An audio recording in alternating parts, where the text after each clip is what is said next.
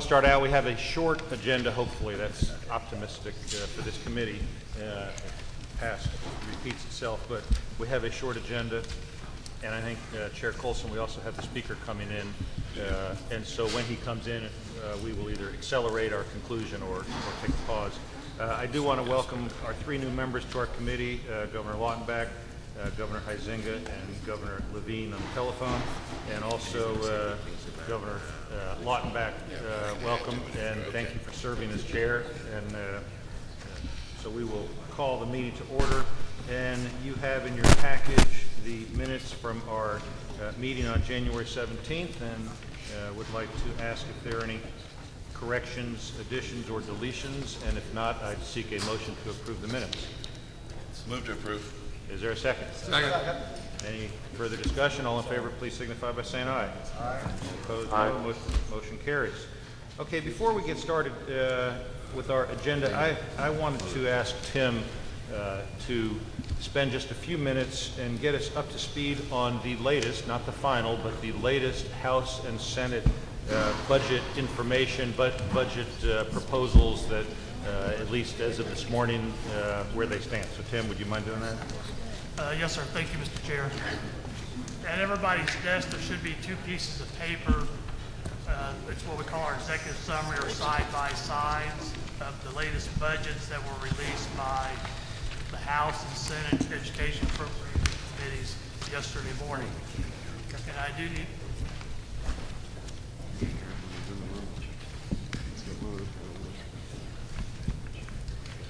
And Mr. Chair, I will say that the last 5 years that I've gotten up here to talk about the budget, it was always heading down. That was underneath Chair Perez's leadership. And since you've been leader, now our budget appears to be going up, so you're doing a great job. Well, thank you very much. You're welcome, Elvis.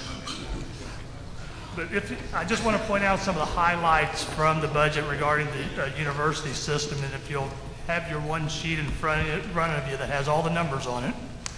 And for our new members, what you'll see is issues running down the left-hand side of the page, and then there'll be columns that will show what the board's budget request was, what the governor's recommendation, and then the Senate and House recommendations are. So the House released their recommendations yesterday, and just to highlight a couple of items, on row 25, you'll see, before that, they did restore the $300 million, which is what everyone was a little bit concerned about. So $300 million back into the budget, back to each university as it was taken, with no strings attached. In addition to that, on row 25, they've added $65 million for what they're calling state university system performance-based incentives. We're not sure yet of any language or proviso on how those dollars would be distributed, but they are there for performance.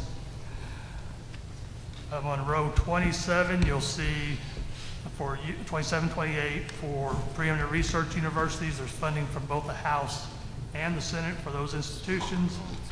The House also has on row 29 funding for the online university that the board spent a lot of time on over the last few months. And the next row, 30, is a recommendation for a 6% base tuition increase. And currently, the Senate does not have a recommendation on any tuition other than 0.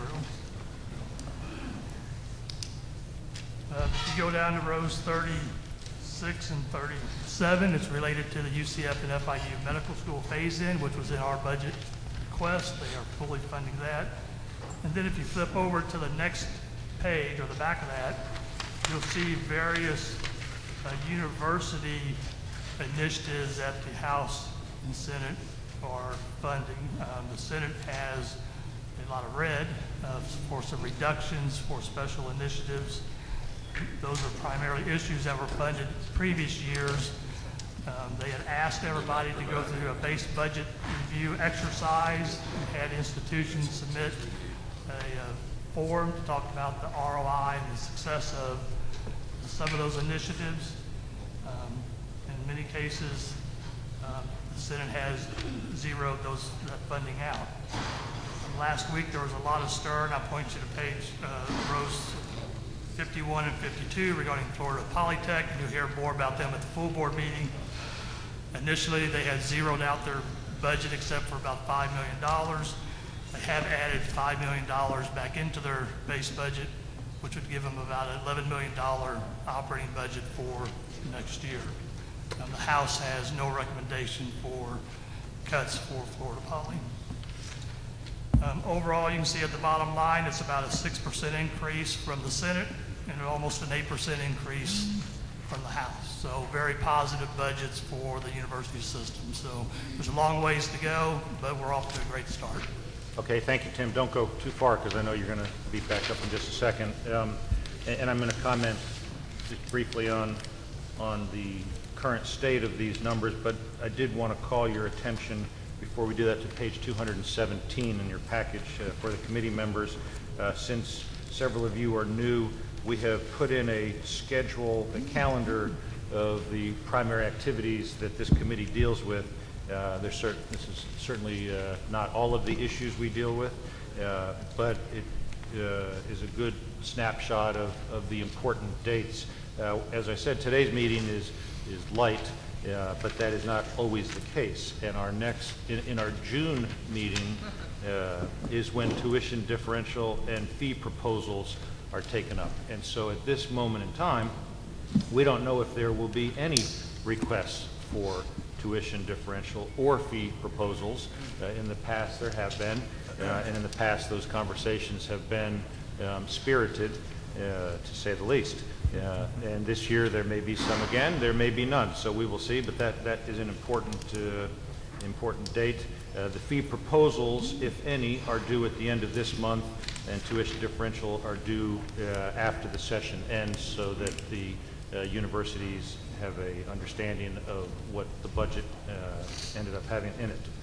So please just refresh page 217 and keep your, let us know if you have questions about that. As far as performance funding is concerned, and partly to Tim's update on what is currently the status in the legislature in terms of the budget proposal, we don't know what will happen. We don't know how we will be funded. We don't know if performance funding will have, through this organization, a lot of money, some money, no money. But what we do know is that the move all throughout the country is for performance funding to be being taken more seriously and moving forward. And I think whether it's this session, which I certainly hope it is, and I think that's what we've all been working towards, or at some future time, we know that performance funding is going to be a key topic for us. And what we can't do is sit back and allow others, in my opinion, allow others to create metrics that really aren't appropriate in the eyes of the universities, along with the guidance of the Board of Governors.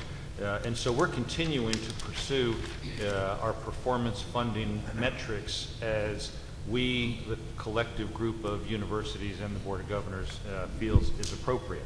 In our meeting, in our last meeting, we had, I think, a good discussion on the 10 metrics that were currently being discussed. And of course, the governor has proposed that there be performance-based funding in his budget, as Tim mentioned. So subsequent to our January meeting, Tim and staff members have worked even more closely with the universities on those metrics so that as we get into the June timeframe, we're ready. So I've asked Tim to give us an update on where we are. Thank you, Mr. Chair. Since January, we have continued our work with the provost.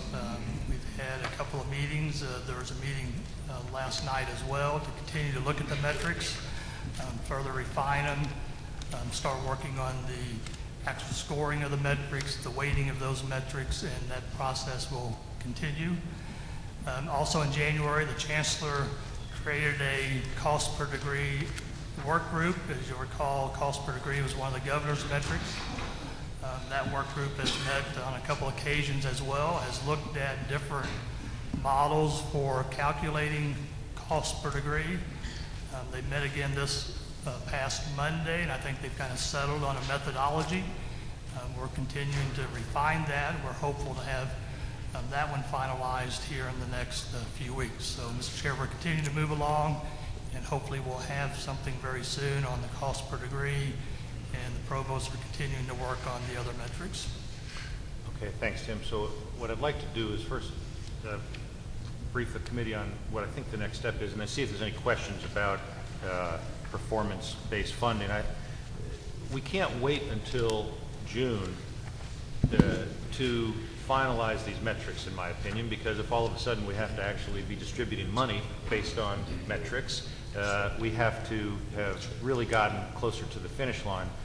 And so what I'm proposing is that we ask staff to work with the universities to have these metrics finalized by June 1st, which I get is not that far away, but we're going to be having our June meeting shortly thereafter. And so I think we have to get to a point where we're finished. Now, what that would mean is, Chair Colson, and I know we haven't discussed this, but if we are asking for a June 1st date to have staff and the universities, in essence, agree on the metrics, that the Budget and Finance Committee would have to have an out-of-cycle telephone conference call to approve these metrics, and that we may, in fact, need to have the full board have a brief call if we need to approve these prior to the June meeting. And so we haven't discussed this, and it's... We'll make it happen. Okay. I don't think... I think with the way everybody's working so closely together, I don't feel like the metrics themselves are going to be that controversial. But I just want to get them finished before we get into our full meeting. And Chancellor, I don't know if that you would say it better than me, I'm sure. No, I totally agree. And the university has been great to work with on this project. We don't want to make it sound like it's either easy or almost at the goal line, but your point is very valid, and that is the fact that everybody has been working collaboratively on this thing. Also wanted to point out that when you talk to all of the other states, and there are many who are engaged in performance funding, they give you lots of advice, but one of the pieces of advice which resonates across the board is if you have the opportunity to begin the process with some funding, to take a year, work through the process, and then go back and look at any refinements you feel you need to make before you go into it more deeply, take that opportunity. And I think what you're framing here today and our conversations about this with the legislature lead me to hope that we might be able to do exactly that, to make sure that before we sail down the river of performance funding in its entirety, that we've had the chance not only to build a model, but to test that model well before we can refine it and make sure we're ready to go. So you're right on target, I think, Mr. Chairman. Are there questions from any of the board members or committee members or any of the university presidents? Because we're trying to make sure we're together in this road we're traveling down, and making sure that all of you feel it's appropriate to try to have a June 1st deadline to come to conclusion. Excellent. Sounds like a plan. Good. Thank you. The one other point I wanted to make, and it's just because I know we have new board members, and probably you all know this, but just wanted to make sure when we talk about tuition differential that we understand what we're talking about. And so just a quick history lesson, which several years ago the legislature, along with the work of Chair Colson, gave our board the authority to approve tuition differential, which is in essence the legislature sets the base tuition rates, and this board can consider requests for additional tuition increases, where the combined total cannot exceed 15% over the previous year. And revenue from tuition differential must be spent on undergraduate students, with 30% earmarked for need-based financial aid and the remaining 70% to go to other undergraduate instruction. And so as we're throwing these terms out, it's just possible that they're just new terms to you, and wanted to make sure we were all up to speed on that. In our June meeting, we'll hear presentations from each university on their annual work plans, which will include any tuition differential increases, or maybe none at all, possibly.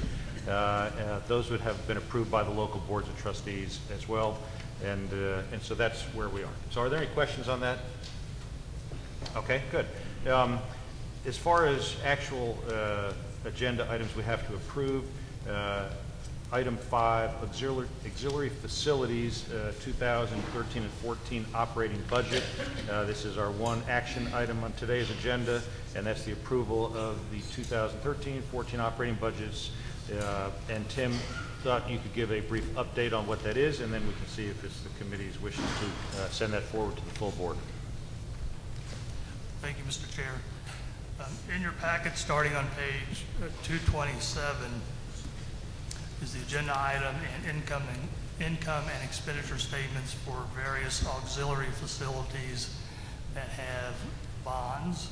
Section 1010.60 of Florida statutes authorizes the issuance of bonds to finance or refinance capital projects that are authorized by the legislature. These specific bond covenants, as set forth in the authorizing resolutions of certain bond issues, not all bond issues, but certain bond issues, require approval of estimated operating budgets for the upcoming fiscal year at least 90 days in advance of the fiscal year. So what you have here is the university's income and expenditure statements that show actual from 11-12, estimated from 12-13, since that's the year we're in now, and then an estimated budget for 13-14. Now, ultimately, you know, the university administration and the board of trustees are responsible for the day-to-day operations of those auxiliaries and making sure that sufficient revenues or expenditures are available to operate those auxiliaries. But this board is required to approve a budget in advance of the fiscal year for those. So staff has looked at the income and expenditure statements and did not notice any issues that we had of concern with, and would recommend the board approving the proposed budgets. All right, thank you, Tim. Chancellor, anything you would add to that? No, sir. Well said. Okay, are there any questions on this item? Mr. Chairman? Yes, sir. This is Alan. Can you hear me all right? Yes. I had a question. I spoke to Tim about this last week. When you look at these income statements, you know, what I was looking at was the current year revenue versus the current year expenditures. And at the very bottom of each, you have the total cash revenue for that year available for carry forward. And there were two that stood out to me. What I saw was they had decreasing cash reserves each year, largely due to the fact that they had expenditures and current year expenditures in excess of the current year revenue. And to me, that was just a flag that if they have declining revenue available for carry forward, what does that mean in terms of the bond covenants? Obviously, approving these doesn't mean that there's any problem with the bond covenants. I just had a concern that there was a declining carry forward. And I did get an explanation. There was two in particular. One was the FAMU Student Service Center income statement, and then the last one on the list was I think it was the FIU housing revenue bonds. Their cash available for carry forward went from 20 million down to 11, or it goes to 20 to 12 to 11. I've not gotten an explanation on that last one. I did get an explanation on the FAMU Student Services Center. Theirs was due to declining enrollment.